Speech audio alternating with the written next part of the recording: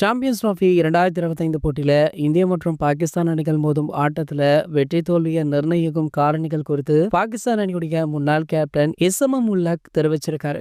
India மற்றும் பாகிஸ்தான் அணிகளுக்கு இடையான போட்டி துபாயில ஞாயிற்றுக்கிழமை நடைபெற உள்ளது. சாம்பியன்ஸ் பட்டத்தை வென்ற பாகிஸ்தான் அணி கராச்சியில நியூசிலாந்து அணியிடம் 60 ரன்கள் வித்தியாசத்துல தோல்வியை தழுவிருக்காங்க.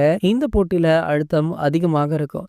பாகிஸ்தான் அணிக்கு இது கிட்டத்தட்ட வாழ்வா சாவா அப்படின்ற போட்டி தான். அதனால ஞாயிற்றுக்கிழமை நடைபெறும் இந்த ஆட்டம் ரொம்பவே பரபரப்புடனும் விறுவிறுப்புடனுமே இருக்கும் அப்படின்றதுல எந்த ஒரு சந்தேகமுமே கிடையாது. எப்போதுமே அழுத்தம் இருக்கும். வருஷத்துக்கு ஒரு மேட்ச் விளையாடும் பொழுது அந்த அழுத்தம் இன்னுமுமே அதிகமாகும். நிறைய கிரிக்கெட் போட்டிகள் ஒளிபரப்பாவதால வீரர்கள் ஒருத்தருக்கு ஒருத்தர் உன்னிப்பாக கவனிச்சு விளையாடுறாங்க. முன்னாடி நாங்க டீமா விளையாடுவோம், அந்த டீம்ல நல்ல பேலன்ஸ் இருக்கோ அவங்களுக்கு தான் வெற்றி வாய்ப்பு அதிகமாக இருக்கும் அப்படின்னு எஸ்எம்எம் உல்லாக் அவர்கள் தெரிவிச்சிருக்காரு.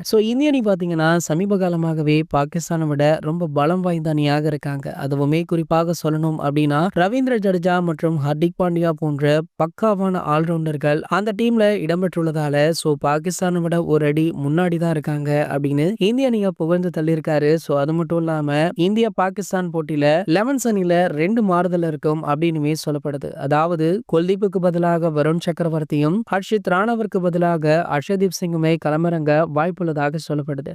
இந்த போட்டி பரபரப்பிற்கு பஞ்சமே இருக்காது அப்படின்றதுல எந்த ஒரு மாற்று கருத்துமே கிடையாது. இது போன்ற கிரிக்கெட் செய்திகளை பத்தி நீங்க உடனே தெரிஞ்சுக்க நம்மளுடைய தமிழ் நியூஸ் எக்ஸ்பிரஸ் சேனலை மறக்காம சப்ஸ்கிரைப் பண்ணிக்கோங்க.